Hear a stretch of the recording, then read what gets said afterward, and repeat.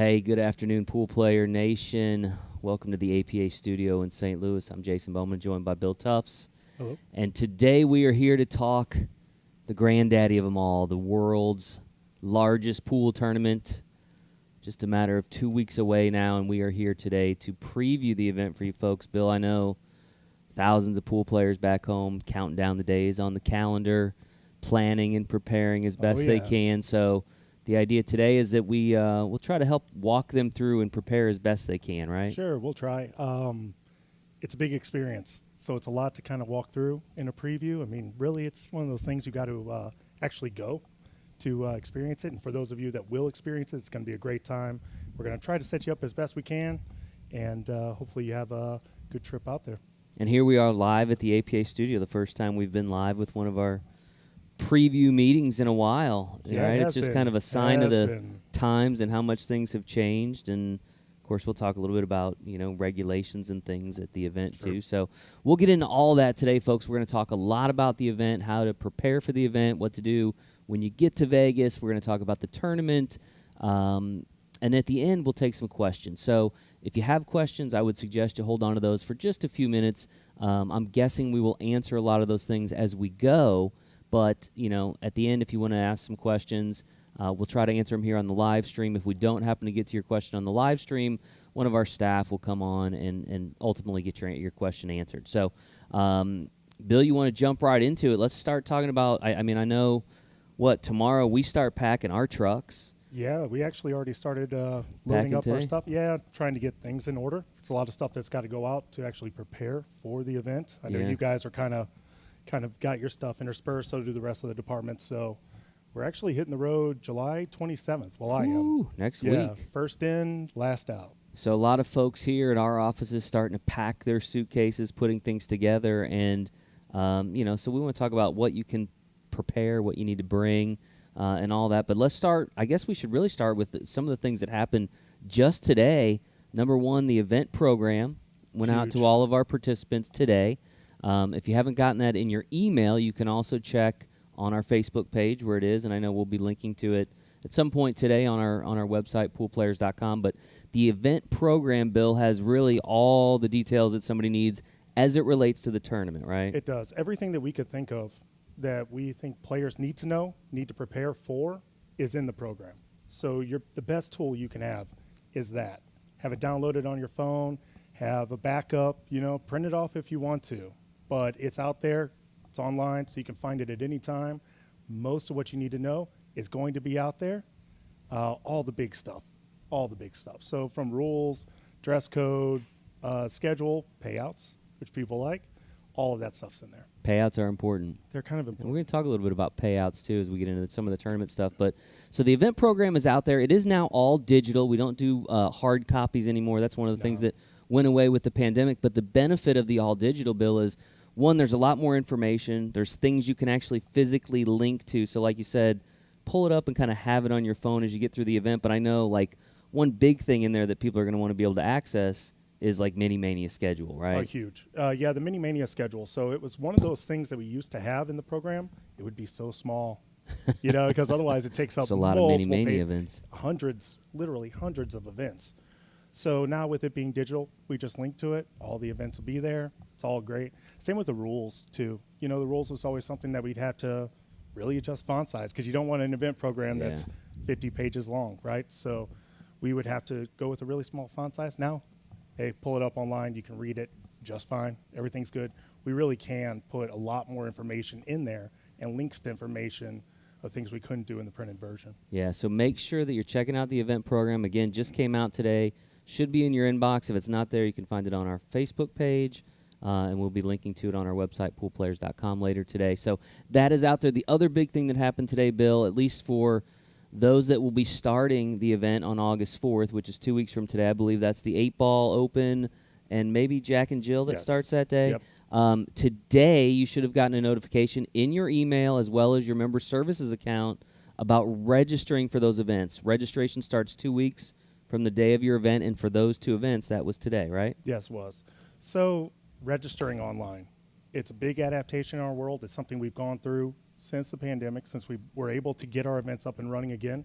It's been a huge benefit not only to the tournament, but to the players themselves. It's one less thing you have to worry about when you get to Las Vegas. So the key here is you're going to register for the event. You're going to certify your skill level. That's probably the biggest thing, the most important thing, and the thing we get questions about.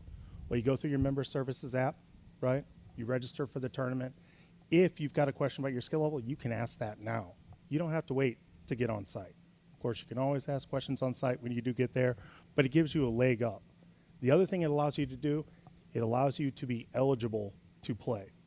Once you certify that skill level, once you sign off on the rest of the things we're asking, which is general stuff, Jason, it's not groundbreaking. It's, hey, we might take your photo. We might use some video of you in the cool marketing videos, things like that. You're going to sign off on that stuff too. But the skill level, when you sign off on that, you're now eligible to participate on your team, right? So recently, unfortunately, we've seen flight delays. We've seen flight cancellations. It's part of the world now. It's something that we all have to prepare for and have to accept. The last thing you want to do is be that member of your team that didn't register online, that hasn't certified the skill level, that won't print on the score sheet. The rest of your team may be there. You might get there in, middle of the match.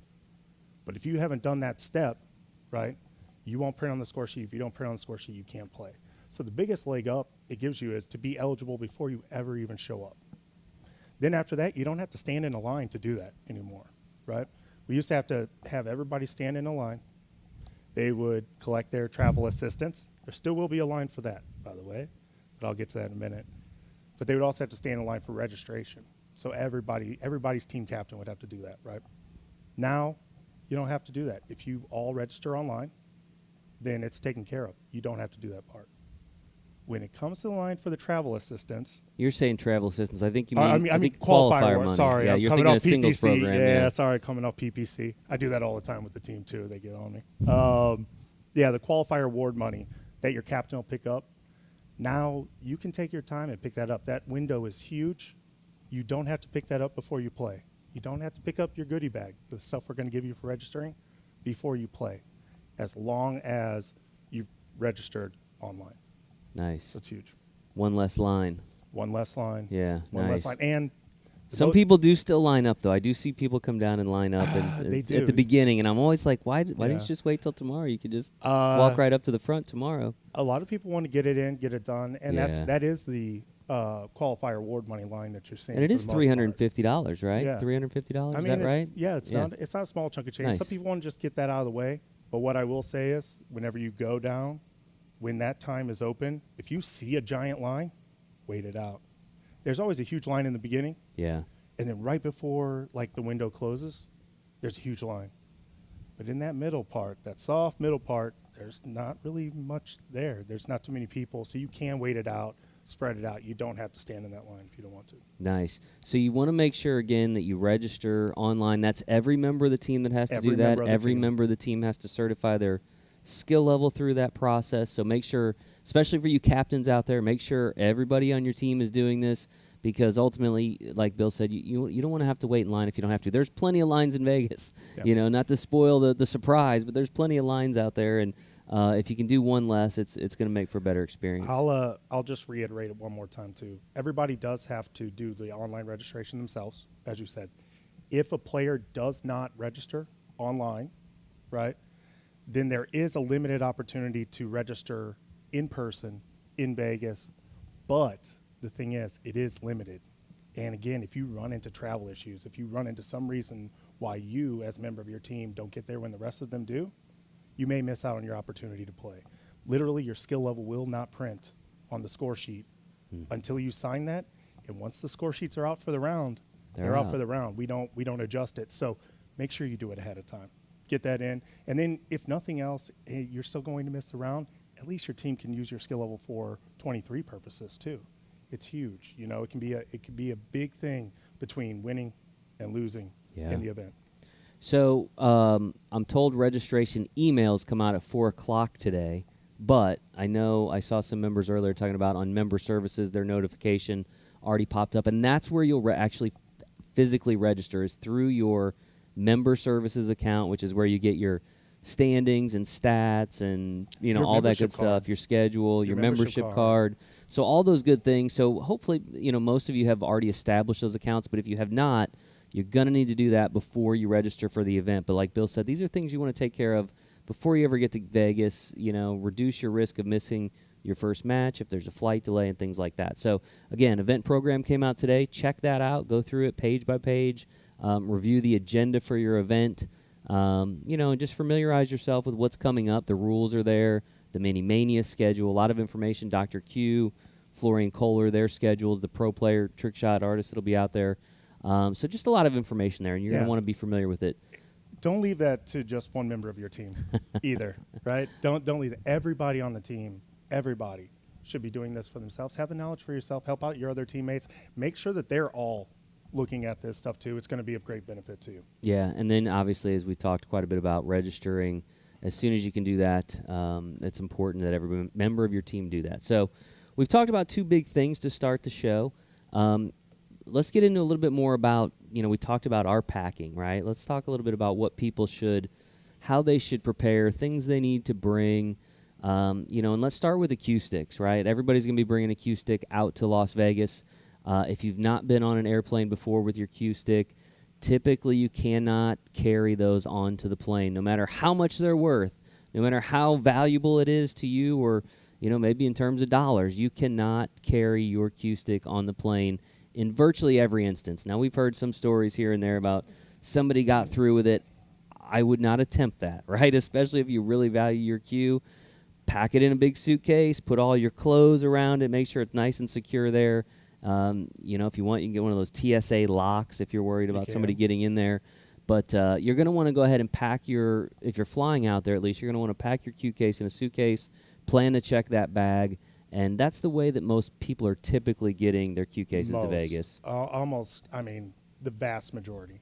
Some people ship their cues. Some people do. There is a FedEx office. You could ship it directly to the Westgate, right? That's going to cost you a little bit of money. You got to trust FedEx with your valuable cue, right?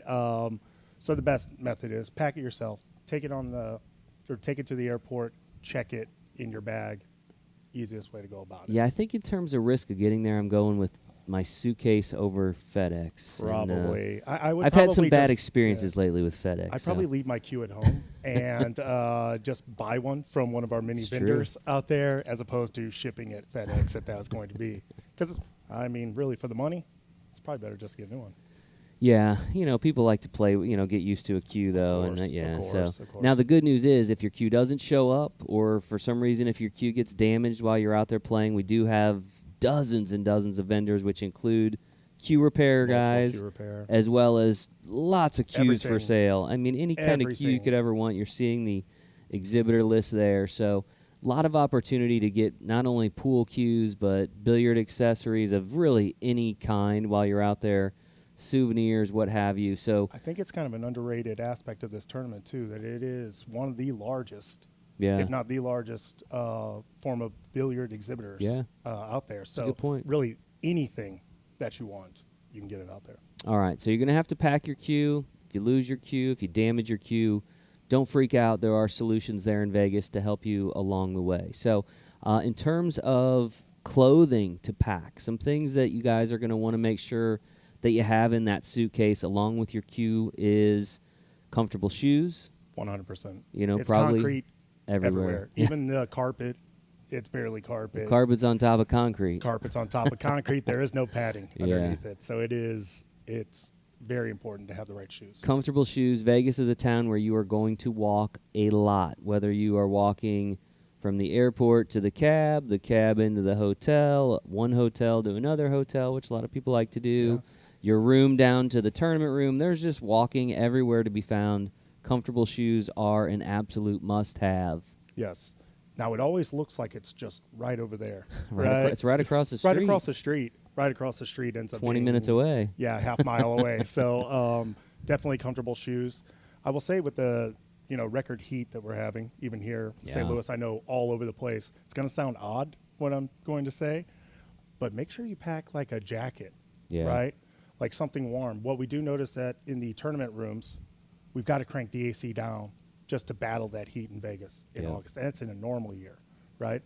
But as soon as the bodies start clearing out, gets a little cooler outside, it's not like the room just ramps up and gets warm, right? It can actually get quite chilly in there, so make sure that you bring a nice jacket for the tournament rooms. Yeah, I mean, I've seen people wrapped in blankets and things in there, so it does cool off. And that's going to be your experience, too. Like, if you go out and walk the Strip, obviously we're in the desert. It's going to be August. It's going to be 100 degrees, maybe warmer, maybe 105, 110 it gets up there.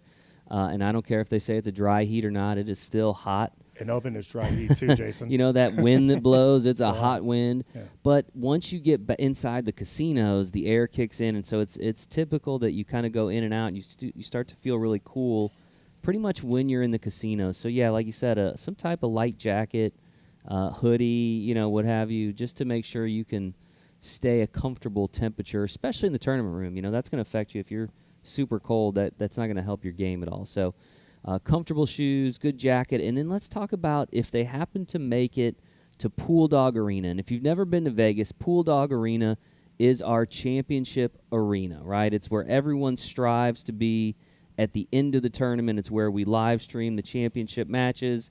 It looks as much of a professional playing environment as you'll ever see on TV or otherwise, right? So what we require when you get to Pool Dog Arena is a modified dress code. And I'll let you talk about the dress code a little bit, Bill. So a few years back, we actually identified a significant issue with our dress code, and it was we left it open to interpretation a bit much. There's a lot of variance, and some of the terminology can vary depending on the person you're talking to. So basically now what we tell you is what you can wear, right, as opposed to what you can't. So we are very strict about this. We are actively making people change their attire. We hope that there's enough time whenever they show up to change that attire. And we've even gone through the steps of trying to acquire some wardrobe ourselves to supply players with so that they can wear the proper attire in there, but it's not guaranteed. And the issue here is we will forfeit you from a match based on your attire. We'll do that at any point in the tournament depending on a violation of the dress code. But what I will say is that the Pool Dog Championship Arena is another level. All the eyes are on it, right? We've got methods for actually checking it, it's a lot easier to check in a room where you've got dozens of people versus a room where you've got thousands of people, sure. Right? So we are on top of it. We take it very serious, and we expect you all to take it serious as well. And one thing I can say, every single event, I see a team in the semifinals, shows up, semifinal match, and they're dressed in the wrong attire. And inevitably it comes out, we never thought we would make it this far, right? We never thought. Think that you are, yeah, right? Prepare that you will. If you don't, that's the majority of teams, right? You're out there to have fun, whatever else. But what is not fun is showing up when you're already nervous about a match and then realizing that you do not have the proper attire, and it could cost you everything at that point. So take it very serious, guys. Make sure that you have this stuff. Yeah. Plus, it's Vegas. I mean, there's some, you're going to want to maybe do a nicer dinner here and there, that kind of thing. So, again, we're not asking for a lot. A polo shirt, some khakis, some slacks, and tennis shoes, you're good to go. But we're not snooker. No T-shirts, unless they're team shirts, I guess. Team shirts. In the finals, of course, everybody's wearing the polo, the sport polo shirts now, which are great. We love those. Yeah. Keep doing that, more of that. Let's be clear about the team shirts, too, because we have had some issues with this in the past as well. They have to match, right? We've had teams show up that they had a bar that's sponsored, but every single shirt was a different T-shirt from the bar. That's not going to fly, right? Yeah. They have to be matching team shirts. It has to be clear that there's a theme, that you guys are on the same team, right? Same uniform kind of thing. So if you guys have any questions on the dress code, you're at the tournament. We've got plenty of officials, tournament directors, floor managers that you can ask. Staff, our event information, be happy to help you with that. I'll be happy to help you with that. So if you have any questions on your attire, whether or not it fits within the dress code, ask, right? Yeah. Ask before the day of. And just so you guys know, as you make it that far in the tournament, our tournament directors are paying more and more attention to it. They are going to be speaking to the team captains when they get to a certain level and reminding them virtually every single round, make sure you got the right attire, make sure you got the right attire. And it's because we take it that serious. Yeah, and the reason we do that, again, is because we are live streaming the championship matches. We are doing a lot of photography. We're getting a lot of video in there, and that stuff gets used in a variety of ways. I mean, the live streams alone get tens of thousands of views, whether that's live or after the fact on our Facebook page or our YouTube channel. We send stuff out to the local media. In fact, I was just doing this for for all of our winners of our recent junior championship, but I had 2 TV stations that want to do story on the Chase Stumful out of Independence, Missouri, which is in the Kansas City area. So he was on Fox the other day, and now he's going to be on, I don't remember, one of the other big network, local news stations. And again, they're using footage from the championship that we shot. So again, this is why we ask that those that are competing in there are dressed nicer than we might expect in the main tournament room, right? We're a little more flexible there. Although there are still some regulations in the main 100%. tournament room, like especially those of you with creative T-shirts with sayings and things. If it's not appropriate, if it's not something you'd wear in front of Grandma, don't wear it to the tournament room. And even if you would wear it in front of Grandma, if you have to question it, it's probably not a good idea. Right? Yeah, it's probably not a good idea. If I can boil it down, if you bought it to be funny, and because it's slightly offensive, probably doesn't fly. There you go. That's a good way to put it. Yeah, if you bought it to be funny and offensive, we're not going to allow it. Fly. So again, just kind of know the dress code, know what to expect, plan accordingly, and then you're more prepared when it comes time, right? You don't want to jeopardize, like Bill said. You're already nervous about a match. You're already thinking ahead. You don't want this to kind of sidestep everything and make you lose focus. So keep that in mind. So that is. Any other tips for preparing to come out there before they leave the house? I think just, again, to the flights, make sure, you've downloaded the app from your airline, you're checking in constantly, you're getting notifications, right? You've got backup plans, or you've at least thought it through what would happen if. Yeah. Right? Now, you won't necessarily have control, about a rescheduling of a flight or something like that, but at least have it thought through, talk to your team, have an action plan. Essentially an emergency action plan, which is something that we've got within our office for the same reasons, guys. Yeah. We had the same issues. Sometimes our staff flights get delayed, and somebody's got to work a shift for you, right, to make sure the tournament's going. So we have to have those plans. Make sure you guys have those plans as well, and you're in communication. You know how to get a hold of your fellow teammates and friends, family, to make sure that everybody's on the same page and you get that plan together to get out there. Other than that, prepare to come out and have a good time. I think that's the most important thing. Kind of touched on it before, right? You can play with the expectation you'll get to the finals, right? Or at least you might bring the clothes for it. The reality is most aren't. Right. Okay. 2,500 teams. 2,500 teams. 14 are going to play in championship finals. I think the most important part of it is understanding that this tournament, while competitive, right, and while it's something that you should take seriously, you've earned something very special from your league. You want to honor the league by taking it serious, taking it the right way, but just don't take it too far. You want to make sure that you're still having fun out there, because that's the only thing that you actually can control. Yeah. The one thing you can control and take away from the experience is the experience itself and having a good time with it. Everything else, right? Chips are going to fall where they may. You're going to shoot well, you're going to shoot poor, the opponent's going to do the same, right? Things are going to happen, go your way, some things aren't. But just make sure that you're taking the time to enjoy the experience for what it is, which is unique and special, and not something everybody gets to do. Absolutely. So we're packed, we're ready to go. Our flight's on time. We made it on the plane. Q case is checked in the bag underneath, and we arrive in Vegas, right? We've made it. The party is on, but we've got to get to our hotel now, right? Yeah. And so when you get to the airport, when you get to McCarran, which is the airport in Las Vegas, there are going to be a number of transportation options that will get you either to the Westgate or whatever hotel you might be staying at, right? Like the Westgate is full of pool players, obviously. There are several other hotels where we have pool players because there's only so many rooms at the Westgate. So you're going to want to evaluate what options you have on getting from the airport to your hotel, whether that's the Westgate, whether that's the Link, the Sahara, Circus, wherever you may be staying, right? So here are some of the options you have as far as transportation from the airport to your hotel where you are staying. There are shuttles, right? An option for shuttles. These are like buses, basically, that can you generally accommodate 12 to maybe 15 people.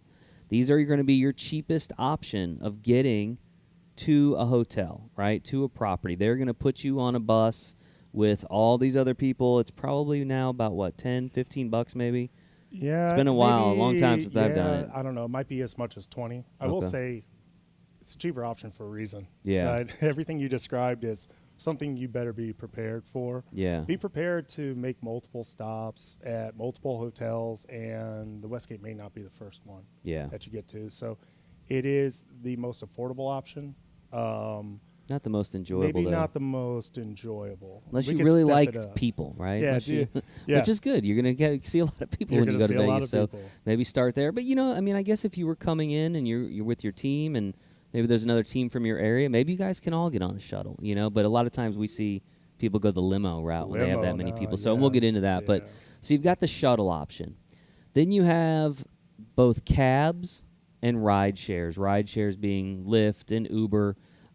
So there's a couple of differences between the cabs and the Ubers. The biggest probably being where they pick up. Yes. Right? The cabs pick up ground level at McCarran, right outside the baggage claim, more convenient. If you take a ride share, you're going to have to go across to the garage, go back up an elevator, and wait there. And so I've done both, and neither is bad, right? In fact, I don't know which way I'll get to the hotel when I get there. It'll probably depend on the lines. It's the lines. But the cabs, and we were just out there last month for the billiard industry trade show, and what I noticed is the lines were still there for the cabs, but they move very quickly, right? Even if you see a line, it moves very quickly. But the other thing I noticed, Bill, I don't know if you noticed this, but one of the things I always disliked about the cabs in Vegas is the long hauling, which is when the cab driver takes you all the way around the strip and back to a certain place and charges you $40 to do it. I noticed some signage there that basically they started outlining what the fares are from the airport to the various hotel zones, trying to eliminate the long hauling, which is great. I think what probably changed that the most, besides rideshare and the fact that people comparatively price it, is also the fact people have Google Maps.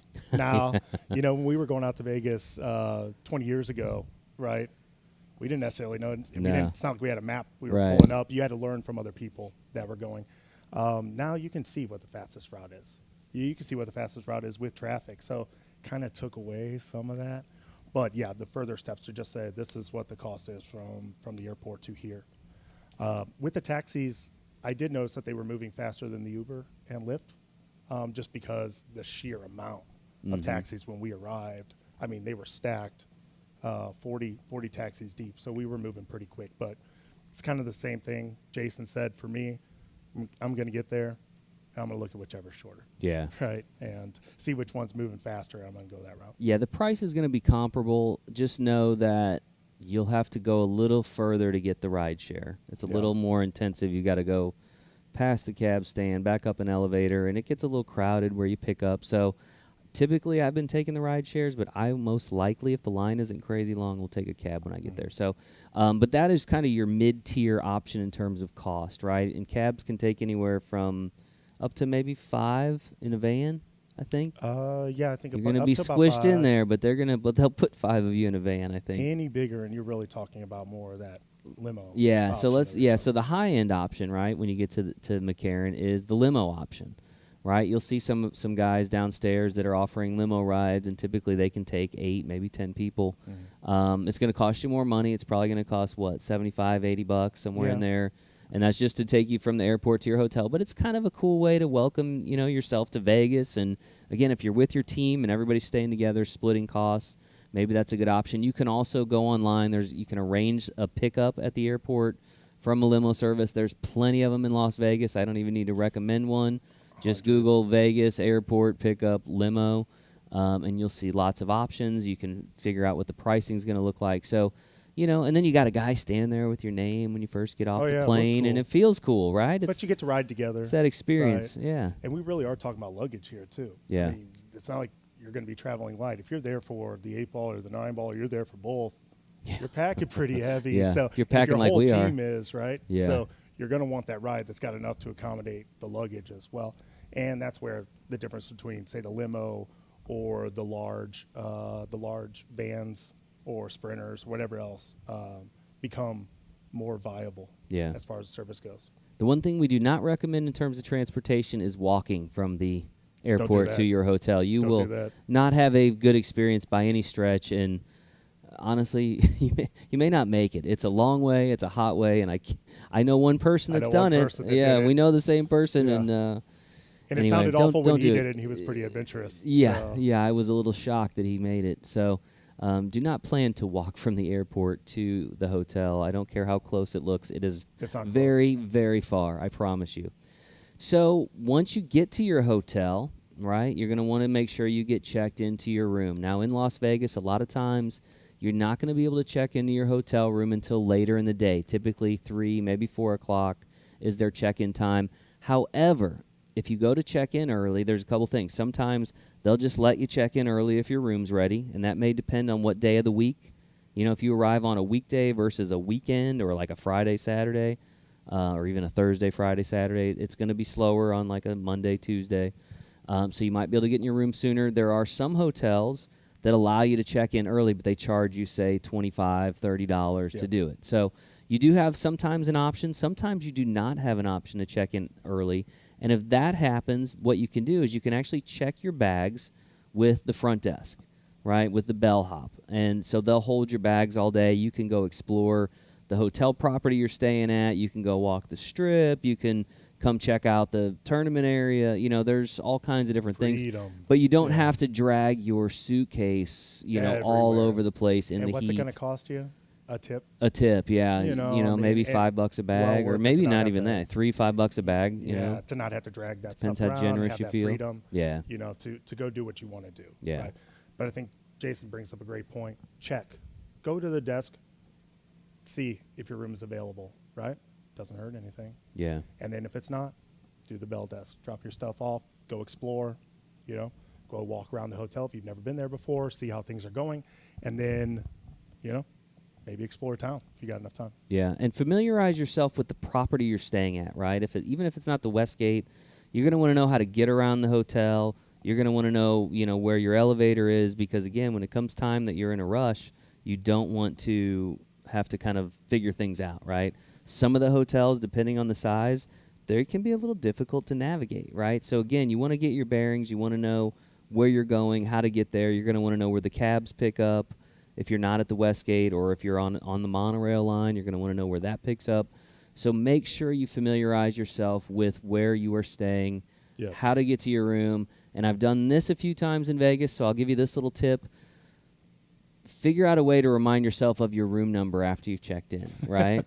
Because what inevitably happens is that first day you take your room key and you leave your room, and then you're like, wait a minute, what number room was I in? Because there's like 4,000 rooms in my hotel. What number was I in again? So make sure you either take a picture of your room number or the little card they give it to you in. I normally carry that around for a couple days. Yeah, I like to just pull my card out of there, and then sometimes I just totally forget the room number. So you have to make sure you know the room number you got to get back to at the end of the day, right? Sometimes that happens. For some people, it's remembering which hotel you were staying at as well.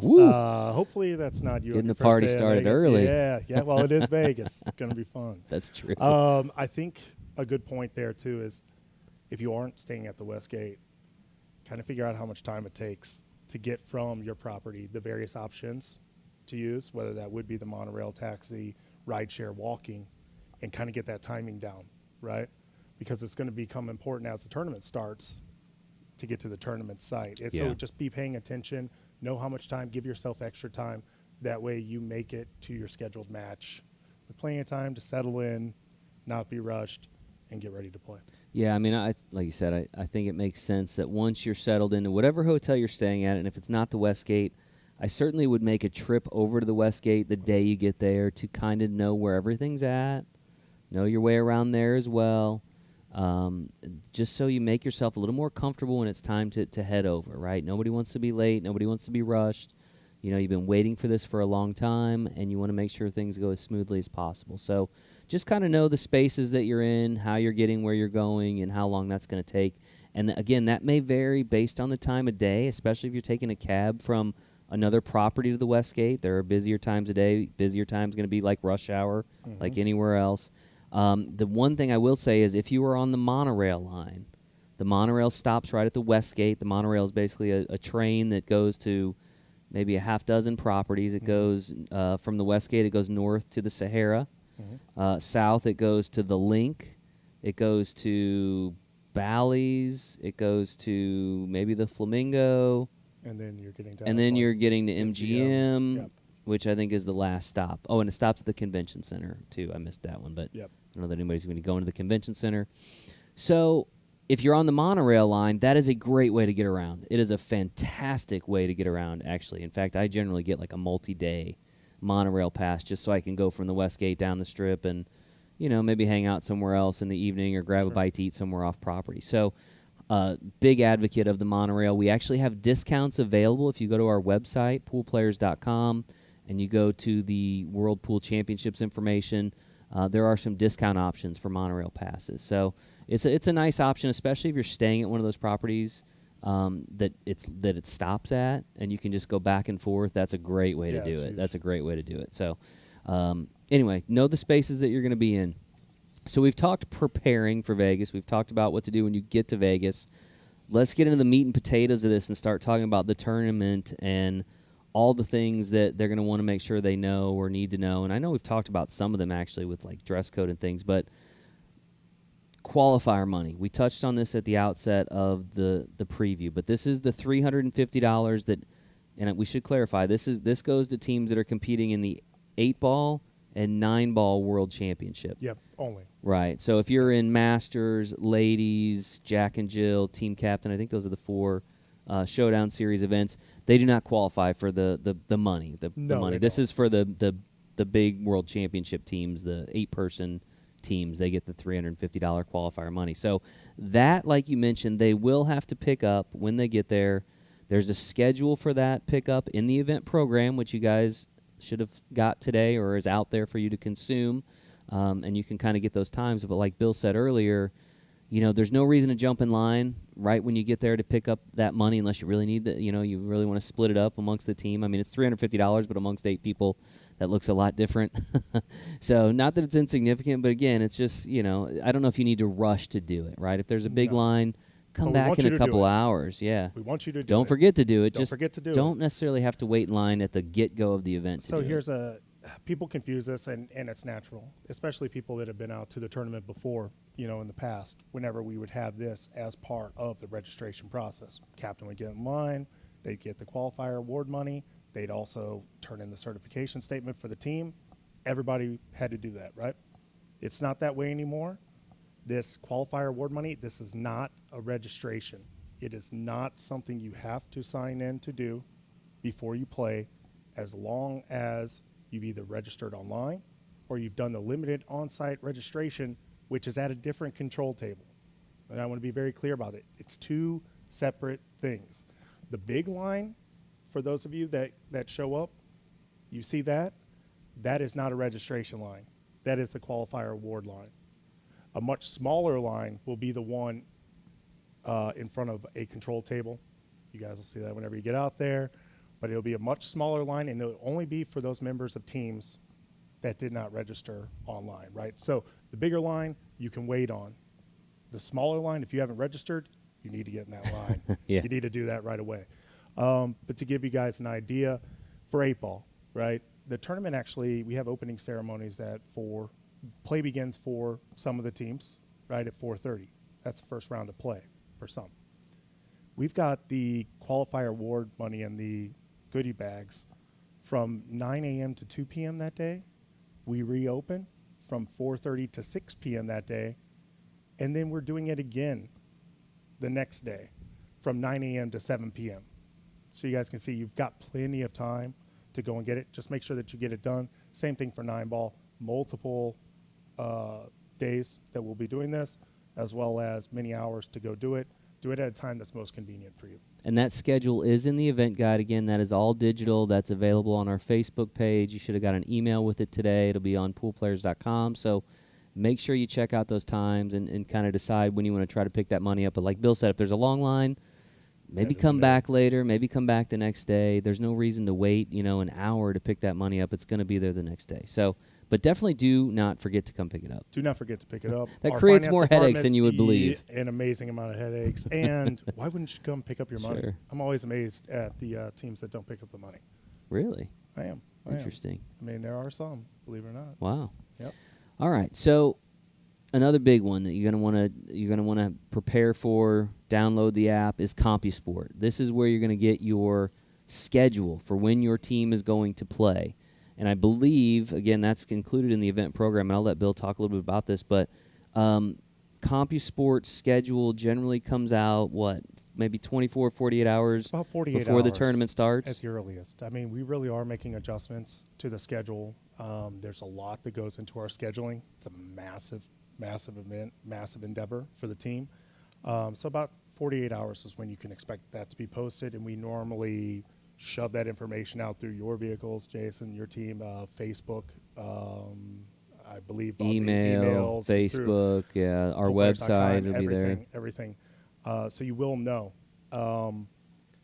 CompuSport is everything whenever it comes to your schedule. Your individual schedule at this event, or a friend or a family member, CompuSport's how you do it. So so much so, I should say, that even your table assignments, if you're in a match, your table assignments are going to come through that app. We're not going to call them out over the microphone like the old days. We don't have time to do it. We're running way too many tables, and it's in multiple rooms. It's going to go directly to your phone. If you've downloaded the app, which you can find in your app store, right? And if you've found our event, found your name, and then decided to follow yourself, right, to get the notifications, it will all be there. Now, the notifications will be push notifications go to your phone, right? You don't have to do that. You could just go out every single round and just check on your progress and do it that way. All well and good. But if you want those notifications for yourself, friends, family, follow them through the tournament, those options are available, right? It'll also end up showing you if you've made it to prize money, right? And when that prize money is going to be paid out. We send special notifications if there's something happening through the event, a special event that's going on, an exhibition, something like that, or something important, a schedule change due to maybe a rain delay in a tournament, which we've had before. Happened once. It did happen once. Not at this hotel, but it happened once. We would go through there. Yeah. So it is important. CompuSport is massive. It's a lifeline. You gotta have it. And the thing I love about it, Bill, is that it really lets you map out your time in Vegas. 100%. You can see based on if you win or lose a round, like when will I play again. You can really project out, through the end of the tournament, all the different times you could potentially have a match depending on the outcome of your matches. And what that does, it allows you to plan the rest of your time. Like if you want to schedule a special dinner, you want to go to a show, you want to go to Fremont Street, you want to walk the Strip, you want to do all the things that Vegas has to offer, and there are a lot of things. CompuSport is going to give you that, that look into your schedule. It does. It also has the Mini Mania schedule in it, and it shows you which events are full, which ones aren't, right? And based on your rounds of play in the tournament, whichever tournament you're qualified for, one of the big ones, that gap of time could show you when you could enter into Mini Mania play without impeding upon a team match that you may have. Nice. And we've talked a little bit about Mini Mania at the outset. Again, the schedule is not just in CompuSport, but it's linked in the event program, the digital event program, which came out today. But let's talk a little bit about Mini Mania. I think it's like 20 hours a day, right? They are small tournaments where players, sometimes it's 8 players, 16 players. They buy in for an entry fee that ranges from $15, $20, $25? I think we go as high as $50, I believe. And then depending on the event. And then that entry fee is paid out to the top 25% of each of those Mini Mania events. And there are hundreds of these events that happen during the course of the event, the entire tournament. So as far as registering for the Mini Manias, how does somebody go about? We've told them how they can access the schedule. How do they actually get in some of these events?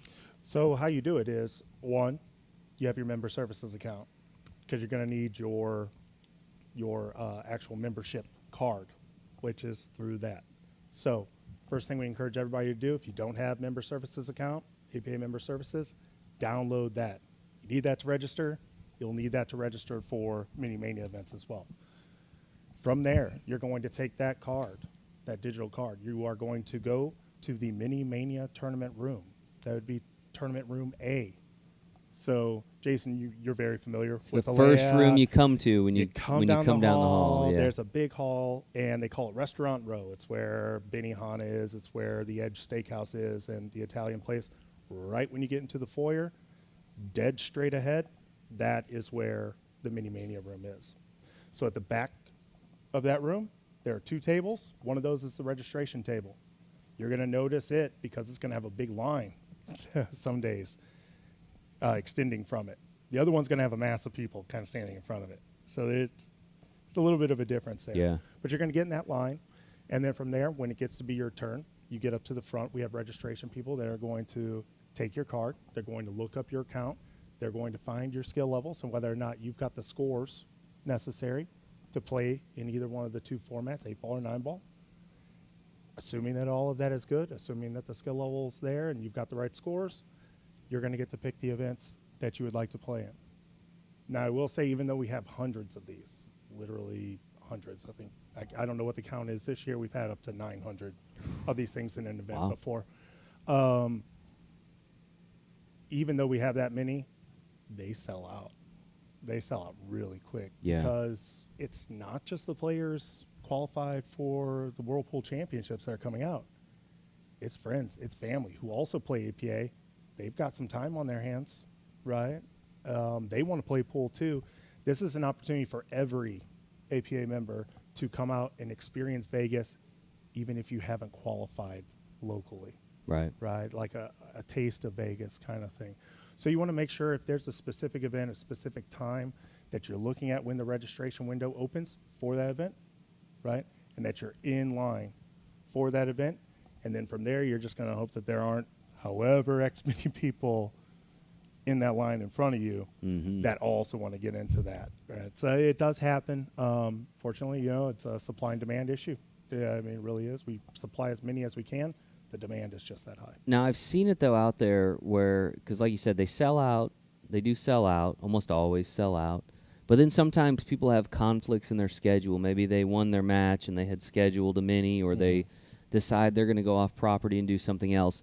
Sometimes they sell those to different people, right? Or they ask us to sell those back, and so we've got a staff up there that's like, I got a mini at 2 p.m. and 9-ball, yada, yada, and somebody would be like, me. That was the old way. Oh, that's the old way? I always loved that. I felt like the stock market, like, oh, two. There were parts of that were definitely kind of enjoyable. Yeah. What wasn't enjoyable was for the staff that had to hear from the guy that said, my arm was up before that person's, and you did give it to me. Or, honestly, we had an issue with people buying multiple minis just for the purpose of selling them to other members, right? Which would lead to no-shows. They didn't sell. It's also taking supply out from those that legitimately want to be in the events. So we've changed that process some. Now, if you want to sell the event, you're selling it directly back to us. Oh, okay. Right? You're going to sell it back to us, and then we're going to sell it back to the customer that's in line. Okay. Right? So we're kind of cutting out the middleman, if you will. And there are rules to that. It's got to be 1 hour prior to the event start. Otherwise, you're going to eat that thing. At least an hour prior, right? At least an hour prior, right? So make sure that if you want to sell your event, you think there's going to be a conflict, that you are coming down to us to sell that event back 1 hour prior to. That makes sense. We talked about Mini Mania. Do we have Mega Mania again this year? We do have Mega Mania again. Mega Mania is kind of like Mini Mania. It's just a much larger field, right? I don't know how many. Is that 32, 64 kind of brackets? It has varied. So this one, this year, the Mega Manias are going to be 64-1 single elimination brackets. So there's 6 rounds total. We are going to do those Friday, August 12th. And there are actually 3 events that we're going to do. 9-ball Scotch doubles, skill level limit 9. 8-ball Scotch doubles, skill level limit 11. And 9-ball Scotch doubles, skill level limit 13. So the idea behind the Mega Mania is, as tournaments wind down, right? One tournament ends, we've got multiple out there. Mm-hmm. The tables start getting vacated, right? You've got all these tables. Maybe some of them are used for practice, but some of them are sitting empty.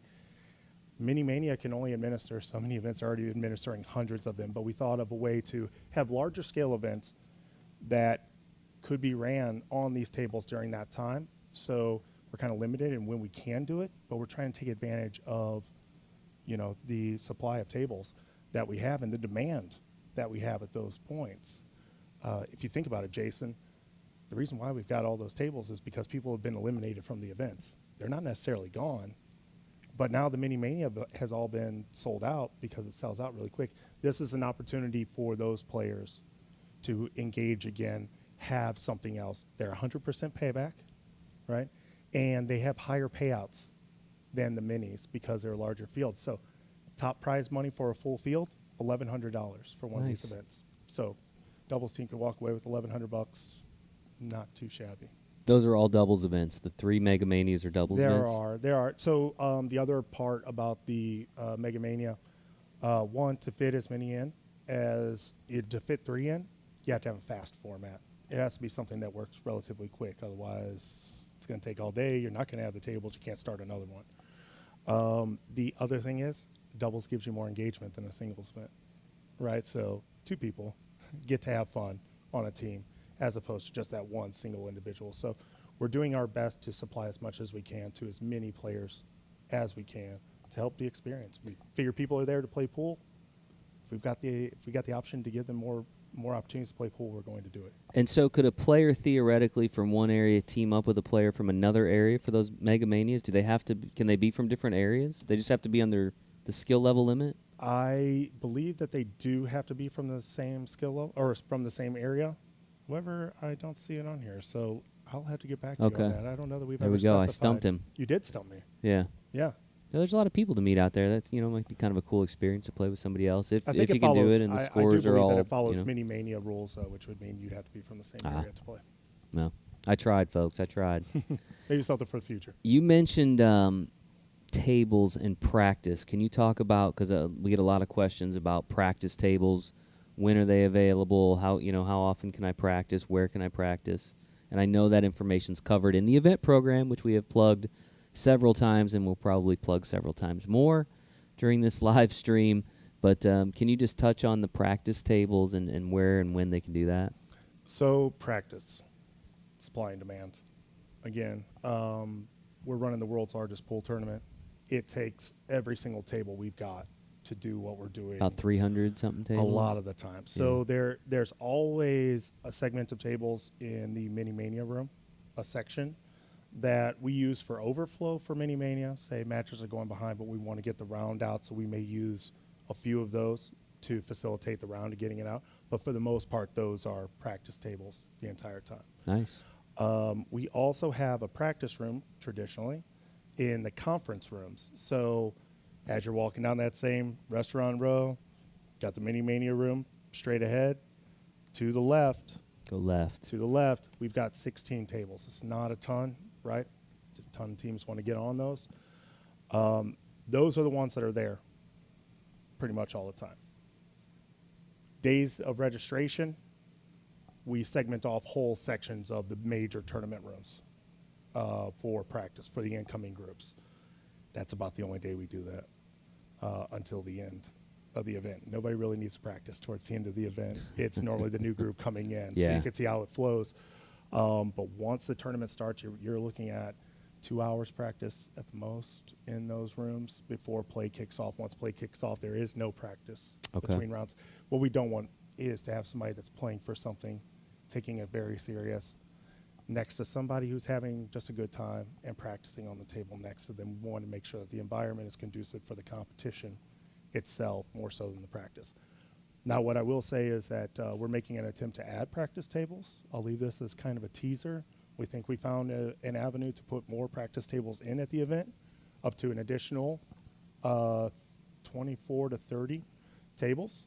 So if we're able to accomplish it when we get out there, you guys will want to check with the event information booth because they will know. They are also just to the left as you Sweet. walk down that hallway. Sweet. Everybody wants to be able to practice, no doubt. We know it. We try to accommodate as best we can, but like Bill said, there's only so much space, and we find about every nook and cranny we can and put a pool table in it. What I found is that teams that have qualified through a league would rather be there and not have the practice tables than for the league to not have that slot that got them there. Have fewer teams, so that and we've more got fewer. tables. Yeah, so we've got fewer teams and more practice tables. Really, we want to make sure that we're accommodating the competition. Practice obviously is part of it, but everybody's in the same boat there too. Yeah. Right?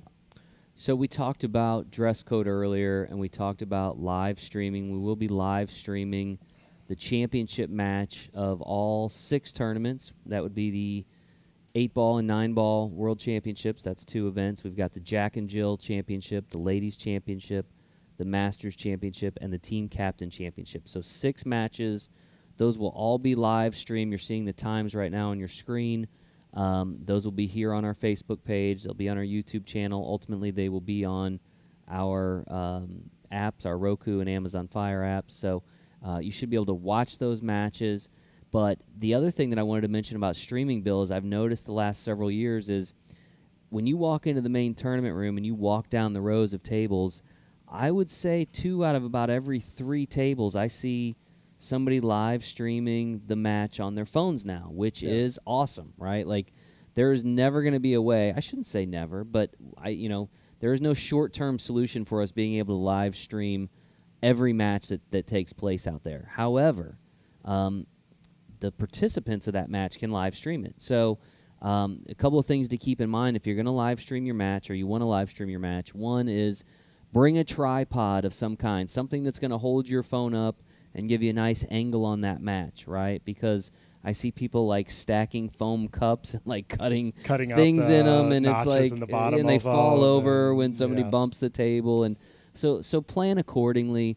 You're gonna have to use your data when you do it, I believe. I don't think they allow you to you can't live stream. There's no free Wi-Fi to live stream in that room, so you will have to use your data. But what we generally ask is if you're gonna live stream, hashtag APA Vegas and make the video public. I mean, that's the whole point. If you were to live stream your match, you want people watching by using that hashtag APA Vegas, again, hashtag APA Vegas. That's going to bring a whole new audience of people that maybe are outside of your area that can take in your match as well. So, we love seeing matches live streamed, and we certainly encourage it. There's just a few things you need to know. And then the other thing I was going to mention is, Bill, I think this is accurate, but you need to make sure it's okay with the other team. Yes. Right? Both teams have to say, hey, no problem, go ahead and live stream it. So there has to be an agreement there. There is. So I don't know if this is something that will change in the future. It's been around for a while, and the rule kind of came into place when live streaming kind of became a thing. We would have people that would record matches, like, just with a handheld camcorder way back in the day. And it was a different environment then. Now it's so ubiquitous. Now everybody's got the ability to do it. It's kind of hard to get away from. Yeah, I mean, you kind of just have to expect to be on camera there. But all of that said, if we put a camera on you, that's something you've signed off on in the tournament room, to have us use your photograph, use video, use those types of things. Not much you can do about that. We're not going to turn the cameras off in the finals room kind of thing. But within a match, absolutely. Check with the other team. Make sure they're comfortable. The vast majority are comfortable with a live stream of the match, right? But if they're not, we're going to side with the person who doesn't want their video out there, right? And we're going to do that because their privacy is more important than the stream of that particular match, at that particular moment. So that's where we're at now. Again, in the future, could that change? Maybe. But for now, that's how we approach it. Gotcha. So, yeah, just plan accordingly. If you're wanting to live stream your match, that's a very cool thing to do. We encourage it. Just make sure you plan the right way and get consent from your opponent. So, Bill, I don't know if there's anything else you want to talk about related to the tournament itself. I want to make a correction that the Mini Mania, there is no rule against teaming up. There you go, Jason. There you go, folks. You can thank me in Vegas when you win the, what is it, $1,100 for first? $1,100. Ooh. As long So, as yeah, you cap. Yeah, you got to be under the cap with the skill levels. But you know, if you meet somebody in Vegas, if you become best friends, you know, we've seen people meet in Vegas and get married and things later on. So, you know, if you meet somebody in Vegas and you guys want to play together in one of those Mega Mania events, Bill said it's all right. Tell them that when you sign up. Tell them Bill Tuff said it's okay, even though you're from different areas. So I don't know if there's anything else you want to touch on, but before we do, I just want to say as we kind of move towards the tail end of the live stream here, if you have questions that we have not been able to answer for you and you want to throw those in the comments section, we will address comments as we get to the end here. So, again, now would be the time to ask any questions that haven't been answered. But as far as the tournament, what else can you tell them about the tournament? What else do they need to know? We haven't talked about COVID stuff. No. And the main reason is there's not a lot of COVID. There's not a lot of COVID yeah. stuff. Obviously, we're aware that cases are still on the rise and that kind of thing, and that, you know, is not great for any of us. However, to date, there has been no change in Clark County, Nevada, which is where the tournament is held, right? That's where Las Vegas is. No change in the restrictions out there. So, you know, if you go back to last year at this time, we were required to wear masks out there during the event. That has not been the case for our events this year. We do not anticipate that being the case for the event at all. That said, things can always change. You know, we saw how quickly everything changed in 2020. We don't anticipate any changes, but if they were to come in and change policy while we're there, we would have to comply. So just kind of understand that going in. We would obviously communicate that through a number of different ways, whether that's our social media page, emails. We would probably be making announcements in the tournament rooms, but might not be a bad idea to throw one in your bag just so you've got it. But yeah, we don't anticipate any changes. No, and I think it's a pretty clear stance from us. We're going to follow whatever ordinances are out there. We're not going to get political. We're not going to use our personal feelings. We are an organization. We are multiple people within that organization with varying viewpoints on this. The one thing that we can say for certain is that we want the tournament to happen. And if that means that we've got to follow an ordinance because we're doing business in a place that has one and can take our business away, we are going to follow it. And I think it's important for everybody to understand that that's our stance. That's the only stance. We want to make sure that the tournament happens and that any inconvenience doesn't outweigh the experience. You don't want something to be shut down because you're taking a stand and saying, no, we're not going to do this, right? That's just not the appropriate way to do it. So we've been through it before. Hopefully we're through that. We won't go back. But as Jason said, if something were to change, big if, then we would change in accordance. Yeah. Knocking on wood. Knock on wood, things just stay like they are. And again, we believe they will. You know, I think last year as we went into the event, we kind of had some heads up that things may be changing in Vegas, and they did change like right before the event. I think it was like a week before. At this point, though, we don't really expect any changes. So that's good news. And if you do choose to wear a mask, you're welcome to wear 100%. one. We don't tolerate anybody disparaging others for wearing masks.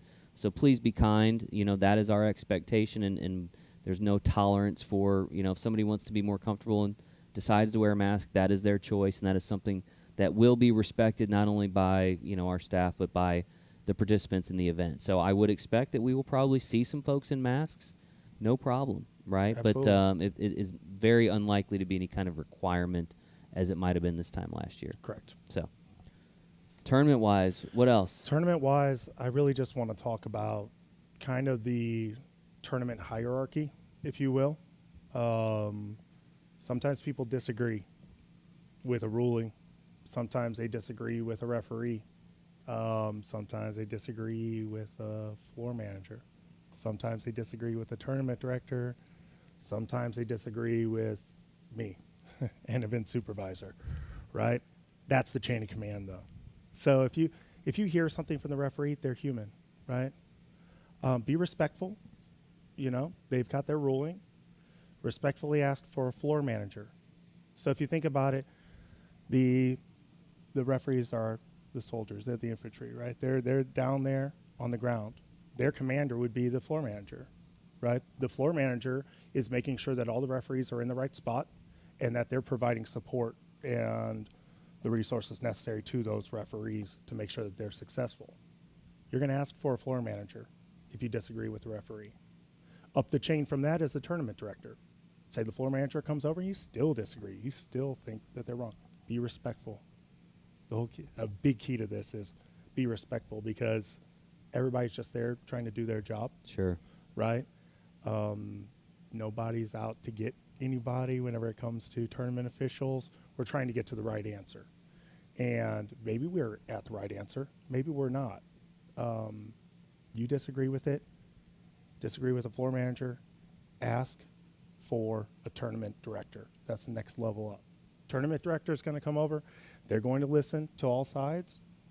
They may even confer with more tournament directors, right? We've got multiple on shift. It may be a weird situation. We run into them all the time. Something unique happens every single event, right?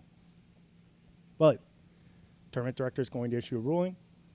If you still disagree with the ruling from the tournament director, that's when you're going to ask for an event supervisor. All right, there are two of us. There's me on the days, and there's Tim Dyer in the evenings. Once we've ruled, it stands. There isn't any other. There isn't any other ruling when it comes down to it. We're going to evaluate based on everything that we're hearing from you.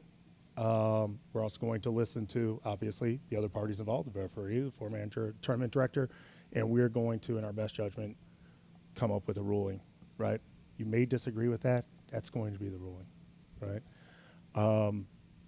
That's the chain of command, though. And the important part of this is to make sure you take those lengths at the time that something is happening, when it's happening. The worst thing is finding out somebody thought something that the referee said was wrong, right? Didn't address it then. Coming up to a tournament director after the fact, and then telling the tournament director that. Tournament director confers with the referee, finds out the referee did say that, and finds out it's wrong, right? Bad calls do happen. The problem is you cannot fix a call once the match has continued most of the time. You can't go back, right? The time to address it is then. And just think about football. Once the next play happens, right? That's it. That's it. We're going to move on. Game's moving on. And for the most part, that's how it is. That very special circumstances where protests come in. But the time to address it is then. The time to address whether or not you agree, disagree, more than likely, is then, while it's happening. Make sure you do that. We want to make sure you get the appropriate answer. We don't want to hear that you were given wrong information. And then we really don't want to hear that you never did anything with it, that you never questioned it, right? So if you do question it, just be respectful. Good to know. Anything else you want to add on the tournament front? I think that's it, man. It's a blast out there. It's going to be a good time. We're excited. Kara, did we get any questions that have not been answered? I'm asking for our folks here in the studio off camera if we've gotten any questions. I think most of them have been answered. I don't know if there was anything else that came in. Yes, no, maybe.